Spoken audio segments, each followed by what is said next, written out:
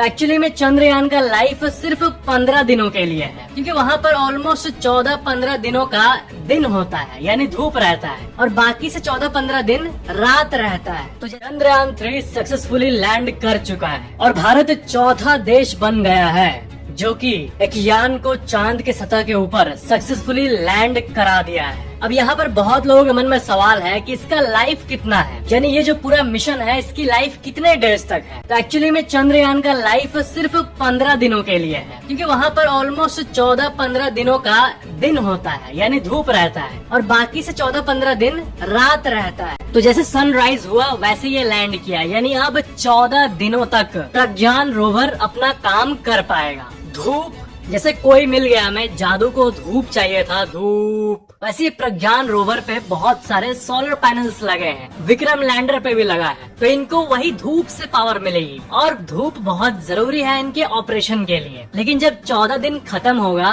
तब धूप चला जाएगा, तब इसका जो इलेक्ट्रॉनिक्स है वो काम करना बंद कर देगा, यानी जो मैक्सिमम डेटा है वो 14 दिनों तक आ चुकी होगी। उसके बाद वो सिंपली वहीं पर निष्क्रिय हो जाएगा, सारे इलेक्ट्रॉनिक पार्ट्स बंद हो जाएंगे। और इसरो के वैज्ञानिक ये कह रहे हैं कि हम होप करते हैं कि वो 14 दिनों के बाद भी कुछ दिन चले, लेकिन ये होप वर्ड यूज किया गया है, यानी इसके लिए कोई सटीक टेक्नोलॉजी नहीं यूज किया गया है जिससे वो गारंटीड चलेगा बहुत दिन तक, क्योंकि ये मिशन 14 डेज को माइंड में रखते हुए ही बनाया गया था। बाकी जो ल्यूना 25 जो कि क्रैश किया, अगर वो लैंड होता तो उसके अंदर एक ऐसा पावर जनरेटिंग टेक्नोलॉजी था प्लूटोनियम के जरिए, जिसके चलते उसको 1 साल तक पावर मिलती। तो इस मामले में सबसे अच्छी न्यूज ये है ना कि इसरो एक्चुअली में इस टेक्नोलॉजी पे काम कर रहा है, एक ऐसा प्लूटोनियम का पावर सोर्स बनाने का जिससे अपकमिंग मिशंस में 1 साल तक पावर मिले। लेकिन फिलहाल चंद्रयान जो है ये 14 डेज तक बहुत सी रिसर्चेस करेगा साउथ पोल में,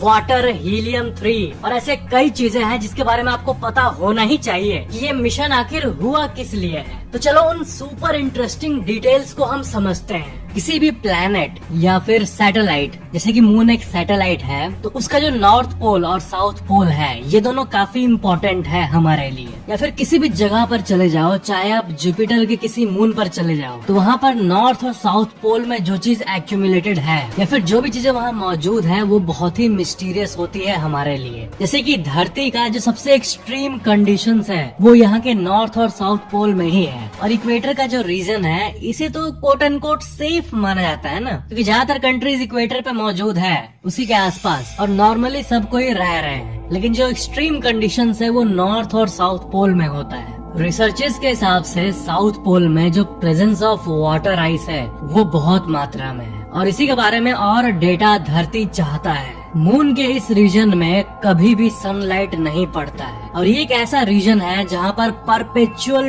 डार्कनेस था बिलियंस ऑफ ईयर्स से, और डार्कनेस है और डार्कनेस रहेगा। वाटर जो है ये सुनने में बहुत सिंपल लग रहा है, लेकिन वाटर सपोर्ट्स लाइफ, क्योंकि साउथ पोल पर वाटर आइस है। क्यों? क्योंकि वहाँ पर सनलाइट नहीं पहुँचता, और इसलिए वहाँ पर ऐसी कंडीशंस है कि पानी बहुत मात्रा में जमी हुई रह सकती है बहुत सालों तक, इनफैक्ट मिलियंस ऑफ ईयर्स तक। आपको पता है पहला एविडेंस, पहली ऐसी कोई जांच, ऐसा कोई कैलकुलेशन जो ये बताए कि पोल्स पर पानी है, ये इंडिया का चंद्रयान 1 पहली बार दिखाया था। ये फोटो आप देख सकते हो, ये जो ब्लू ब्लू आपको दिख रहा है ये है पानी का डिटेक्शन, और इसी प्रेजेंस ऑफ वाटर को चंद्रयान 1 ने आज से करीब 15 साल पहले ही पता कर लिया था। और यही वो कारण है जिसके चलते ये माना गया है कि वहाँ पर वाटर आइस ट्रैप्ड है। और जो मैंने आपको बताया था ना कि किसी भी मिशन में ऑर्बिटर होता है जो कि ऊपर घूमते रहता है, लैंडर होता है और रोवर होता है, तो ये जो ऑर्बिटर्स होते हैं ये किस लिए है वहाँ? ये इसलिए है ताकि वो वहाँ के सारे रीजन्स का डेटा हमें भेज पाए। तो चाहे वो इंडिया का ऑर्बिटर हो या फिर बहुत सारे देश जिसका ऑर्बिटर अभी चांद पर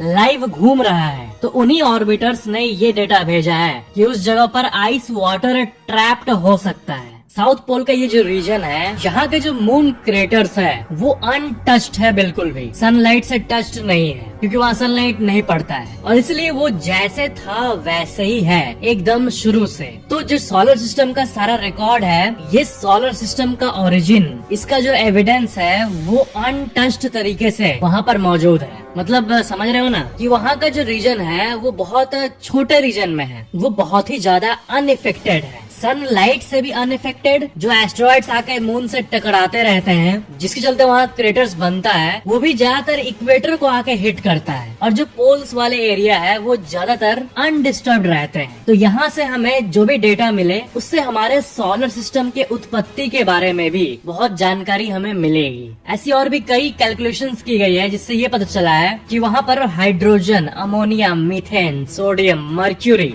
सिल्वर, इनफैक्ट इतनी सारी चीजें मौजूद है और इसलिए उस जगह को the place for untapped resources माना जाता है। यानी ऐसी जगह जो कि खजाना है लेकिन उसको कोई टैप नहीं कर पाया है। चांद का जो साउथ पोल है वहाँ पर टेम्परेचर -150 से -200 डिग्री सेल्सियस तक पहुँच जाता है। मतलब जितने भी इलेक्ट्रॉनिक इक्विपमेंट्स होंगे, जैसे कि सोलर पैनल या फिर उसका बॉडी या फिर उसके चक्के, ये सब आप सोचो इस तरह बिल्ड की गई है ऐसे मटेरियल से, जिससे वो एक्सट्रीम कोल्ड ऐसे टेम्परेचर में भी वर्क करते रहे। अब जितने भी इलेक्ट्रॉनिक चीजें हैं, चाहे आपका फोन हो, टीवी हो या फिर कोई भी चीज हो, उसके अंदर सर्किट बोर्ड्स होते हैं और माइक्रोस्कोपिक लेवल्स पे वो जो सर्किट बोर्ड होता है वो काम कर रहा होता है। पूरे सर्किट बोर्ड के किसी 1 मिलीमीटर के पार्ट में अगर कोई शॉर्ट सर्किट या फिर कुछ भी एरर हो जाता है तो पूरा सर्किट काम करना बंद कर देता है। इलेक्ट्रॉनिक सामान इतना कॉम्प्लेक्स होता है, लेकिन वही अगर ऐसे हार्श कंडीशन में चलाने के लिए बिल्ड किया जाए तो सोचो किस तरह का डिटेलिंग का इस्तेमाल किया जाता होगा कि वो मून के साउथ पोल के -200 डिग्री वाले रीजन पे काम करे। एक सवाल जो आप लोगों में से बहुत लोगों के मन में आ सकता है कि अगर साउथ पोल में लाइट ही नहीं है, सनलाइट आता ही नहीं है, और इधर मैं कह रहा हूँ कि रोवर को पावर पाने के लिए सनलाइट की जरूरत है, तो फिर ये कैसे होगा? तो इसका आंसर ये है कि साउथ पोल के उस इलाके में जहाँ पर लाइट नहीं पहुँचता वहाँ पर एग्जैक्टली नहीं जाएगा, उससे थोड़ा दूर ही तक रोवर जाएगा जहाँ तक लाइट थोड़ा पहुँचे। तो ये है इसका आंसर, एग्जैक्टली डार्क वाला फेज में नहीं चला जा रहा है, क्लोज टू साउथ पोल, एकदम नियर टू साउथ पोल, जहाँ पर लाइट पहुँचेगी वहाँ पे जा रहा है रोवर। हमारे यूनिवर्स में ऐसे कई एलिमेंट्स हैं जो कि धरती के लिए हो सकता है रेयर हो, यहाँ पर हम इन्हें quote and quote rare earth minerals कहते हैं। लेकिन ऐसी कई जगहें हैं हमारे यूनिवर्स में जहाँ पर वही चीजें एबंडेंस में अवेलेबल है। आपने उस प्लेनेट के बारे में सुना होगा जो कि डायमंड का बना हुआ है, डायमंड प्लेनेट कहते हैं इसे। तो ये पूरा प्लेनेट खरबों डॉलर का होगा, पूरे विश्व में इतना पैसा है उससे 1000 गुना ज्यादा उसको मिल जाएगा जो इस प्लेनेट का डायमंड ला दे धरती पर, क्योंकि डायमंड धरती के लिए रेयर है लेकिन वहाँ के लिए रेयर नहीं है। तो चांद भी कुछ ऐसा ही है, चांद में भी ऐसे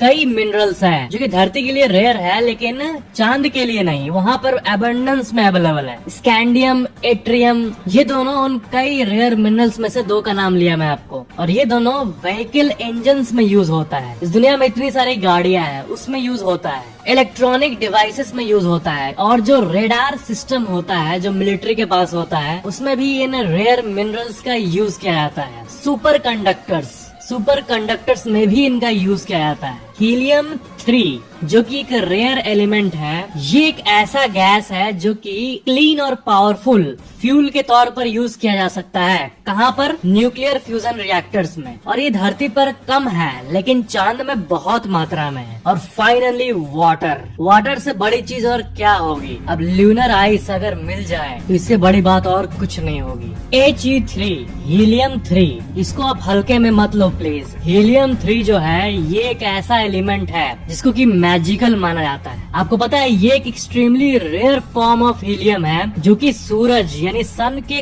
कोर में पाया जाता है, और कोर से फिर वो धरती और चांद और बाकी प्लैनेट्स की तरफ छोड़ा जाता है। यानी सन से तो कई चीजें रेडिएट होते रहती है। तो ये जो हीलियम 3 है ये उसी में से एक है, और ये एक चार्ज्ड पार्टिकल है, और ये चार्ज्ड पार्टिकल्स हीलियम 3 के हमारे धरती के मैग्नेटिक फील्ड जो है इससे डिफ्लेक्ट हो जाते हैं, क्योंकि धरती का जो मैग्नेटिक फील्ड है ये हमें प्रोटेक्ट करता है इन चीजों से। तो ये जो हीलियम 3 है ये धरती पे कभी हिट ही नहीं होता, लेकिन चांद जहाँ पर मैग्नेटिक फील्ड नहीं है, और मैग्नेटिक फील्ड इसलिए नहीं है क्योंकि उसका कोर जो है वो बहुत स्मॉल है, और क्योंकि वहाँ मैग्नेटिक फील्ड नहीं है इसलिए वहाँ पर He3 यानी हीलियम 3 बहुत एबंडेंस मात्रा में कलेक्ट हो गई है। और हीलियम 3 इसलिए इतना इम्पोर्टेंट है क्योंकि न्यूक्लियर फ्यूजन रिएक्टर में जब इसको यूज किया जाएगा तब इससे क्लीन एनर्जी निकलेगा, क्योंकि ये बाकी चीजों की तरह जो कि यूज होते हैं न्यूक्लियर प्लांट्स में एक फ्री न्यूट्रॉन नहीं प्रोड्यूस करता।